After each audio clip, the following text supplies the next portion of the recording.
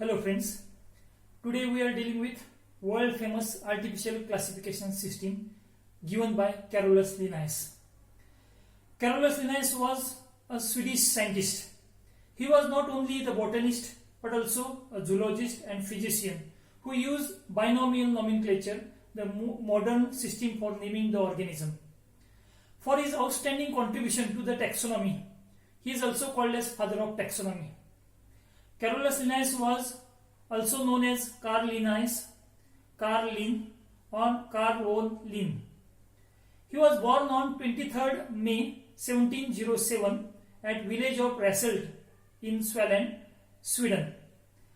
Botany has been attached to him from his birth, since Linnaeus is the Latin name for linden tree, that is Tilia. His early interest in botany was channeled by the teacher at Vaxdö, Sweden, who acquainted him with the plant classification system of French botanist J.P.D. Tournefort.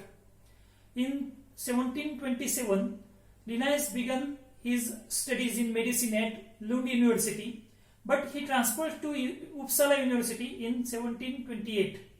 From 1730 to 1732, he was able to subsidize himself by teaching botany in the University Garden of Uppsala.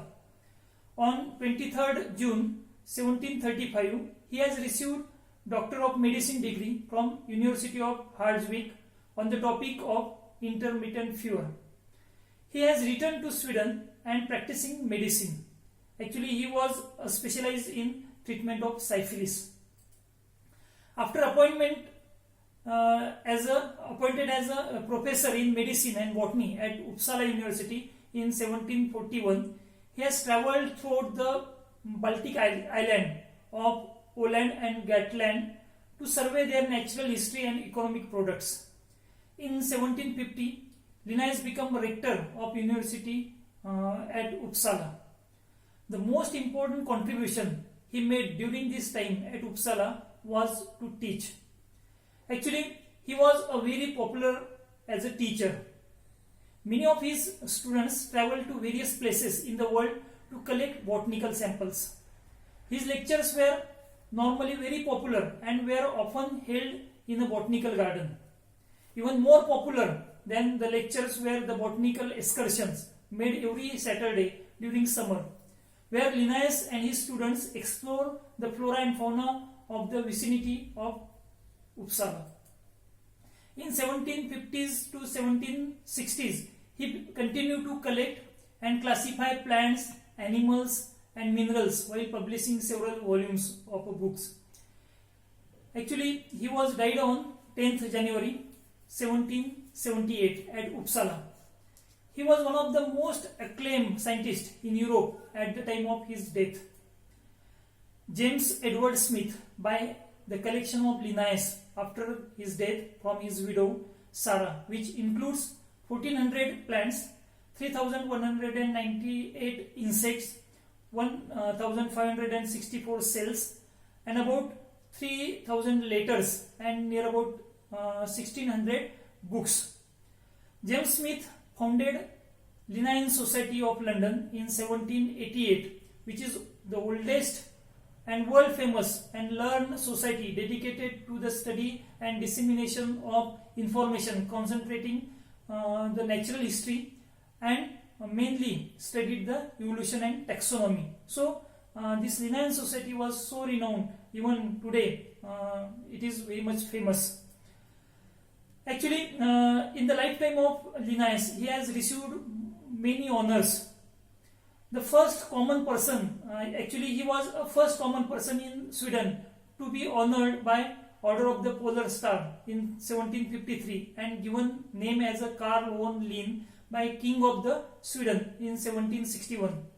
Amongst the other compliments, Linnaeus has been called as a flower king, the prince of botanists. Then he is also called as the Pliny of the North and the second Adam. In 1959, Carl Linnaeus was designated as the lectotype for Homo sapiens, which means that following the International Code of Zoological Nomenclature, Homo sapiens is validly defined as the animal species to which Linnaeus belong. So this is one of the important honor which has given to the Linnaeus actually as a zoologist.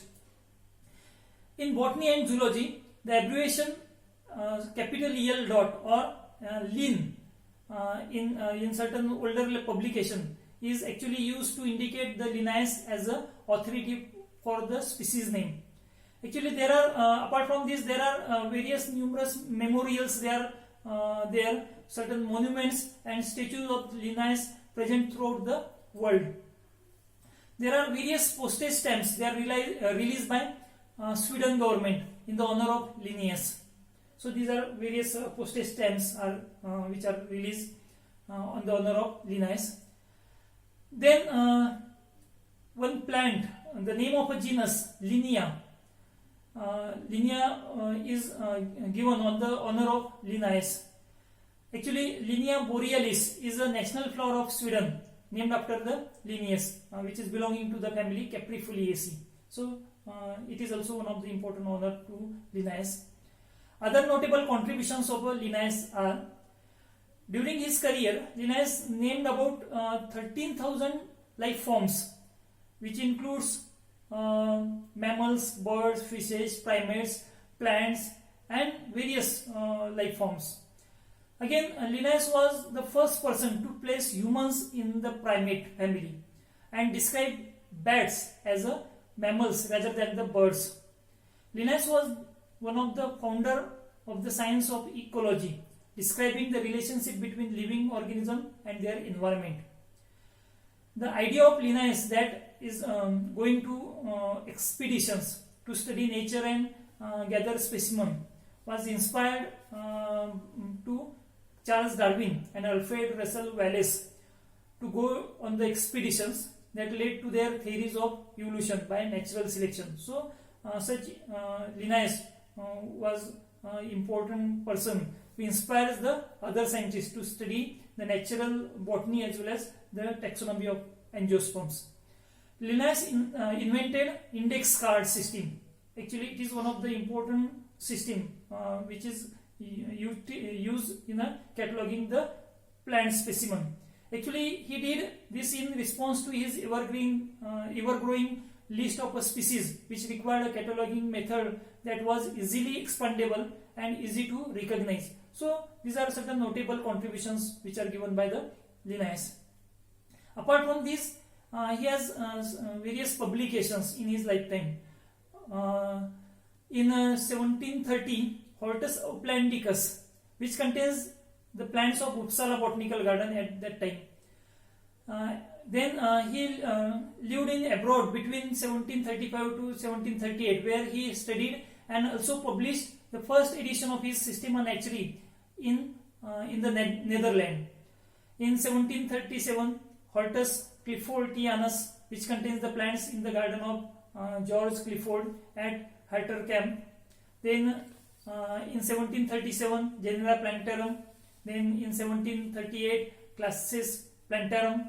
In 1751, Philosophia Botanica, which contains the revised revision of his earlier publication, that is Systema Naturae and Classis Plantarum, and the world famous Species Plantarum book, which is in which he has given his classification system. So these are various publications he has published.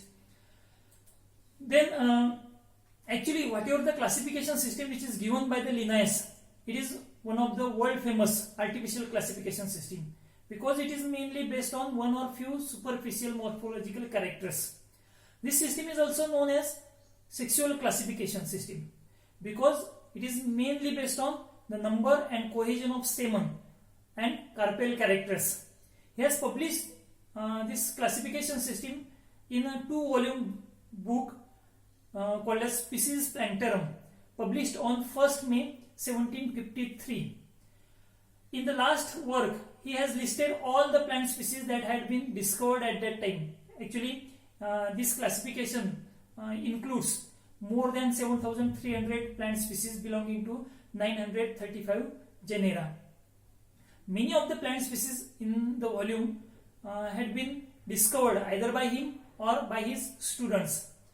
A selected group of his best students who become known as apostles traveled throughout the world and spreading awareness about Linnaeus binomial nomenclature system and describing new plant species, many of which they sent as a specimen back to the Linnaeus at Uppsala.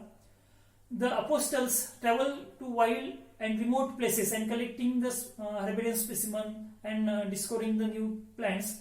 So they many times visited to very much remote areas. So out of 17 apostles, 7 were died on the expedition. So it is very much related to their dedications of a work. As the binomial nomenclature were consistently applied here in this classification system, species plantarum was chosen as a starting point for the nomenclature of most of the plant species. Then certain important feature or the main reason for this system as a more famous was that Linnaeus used the binomial nomenclature along with the polynomial nomenclature. So for each species he has given a generic name and a specific epithet which include the name of a genus and name of a species. Along with, he has also given a polynomial descriptive phrase or phrase name commencing with a generic name and up to 12 words intended to serve a description of a species. So this polynomial nomenclature was very famous at that time and it is routinely used. So along with the polynomial nomenclature, he has also given a binomial nomenclature, both in this classification system. Apart from this, he has also given synonyms with reference to important earlier literature. Then he has also given habitats and distribution of the plant with specific name of the countries where actually they are located, in which country and at which place they are actually located, what exactly their distribution. So all these points they are given in their classification system.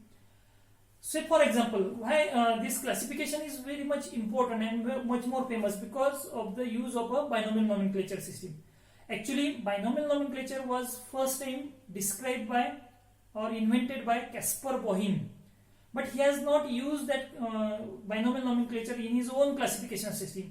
But Linnaeus was the first scientist who has used this binomial nomenclature in his classification system along with the polynomial nomenclature. So, say for example, please see the slide. In this slide, this species, actually the photograph of this plant, this species was referred as a polynomial nomenclature as Plantagopolis ovato, lanceolatis, pubescentibus, spica, cylindrica, scapo, terratae. So this is the polynomial nomenclature of that species.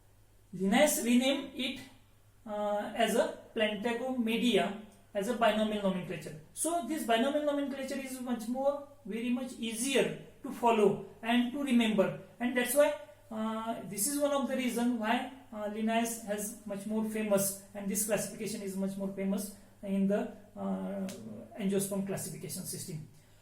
Now we are switched over to the outline of the classification system.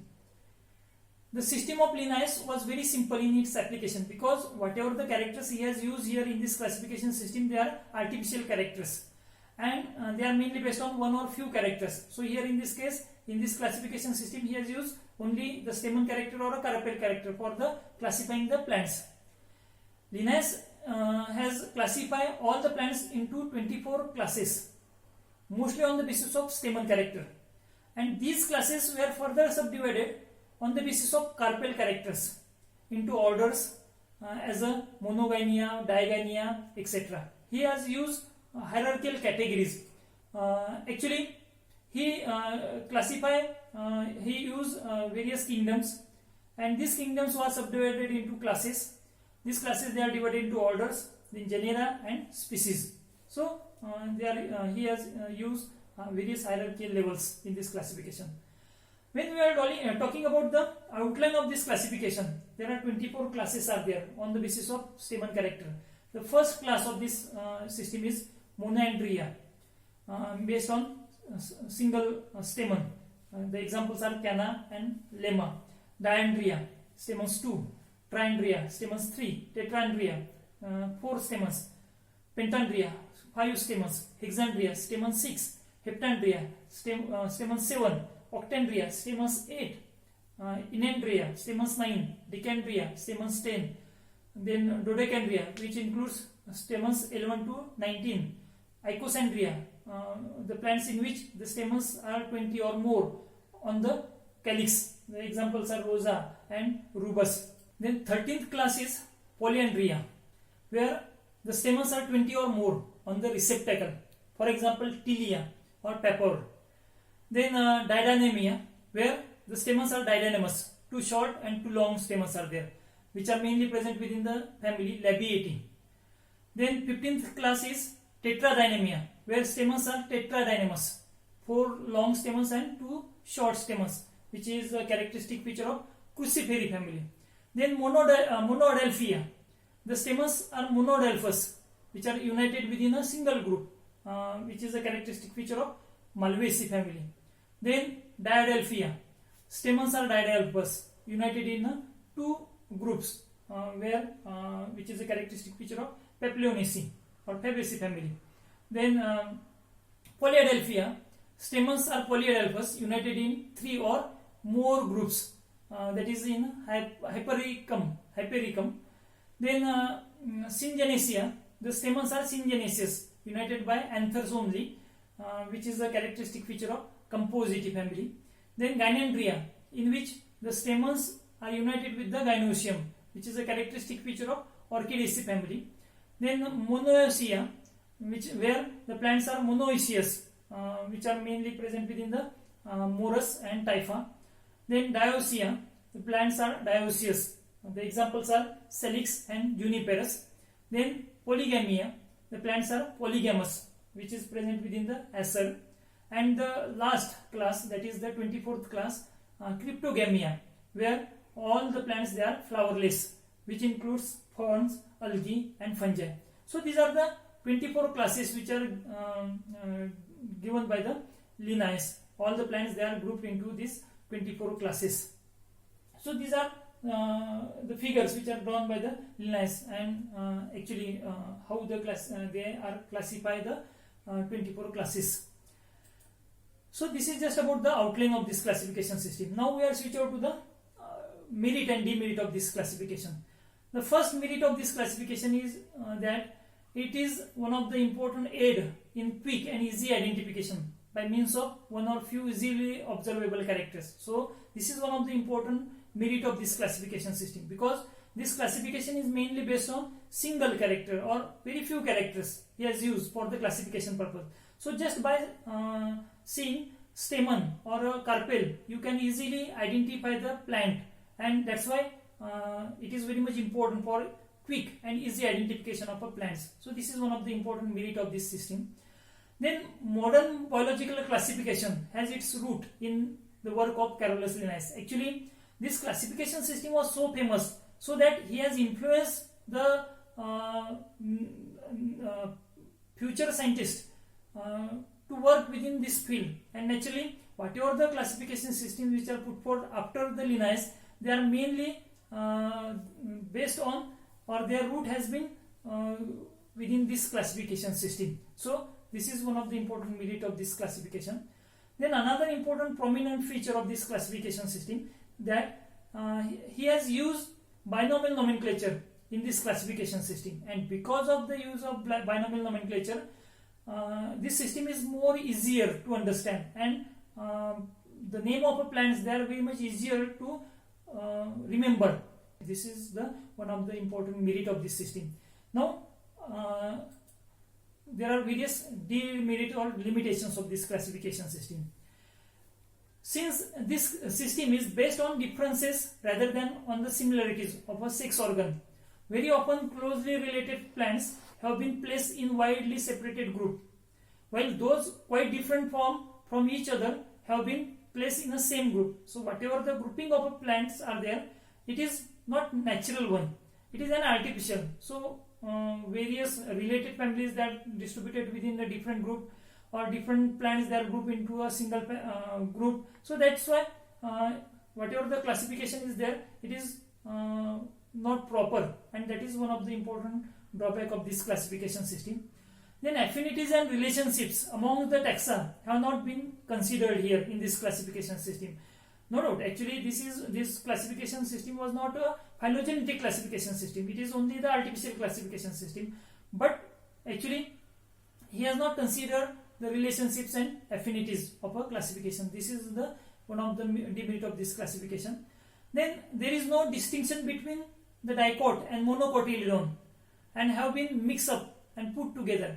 So whatever the because he has not classified the entire angiosperm into two major groups, dicot and monocot, but he has only classified the plants on the basis of stamen characters, and that's why many dicot plants are included within the group along with the monocot plants. So this is again one of the important demerit.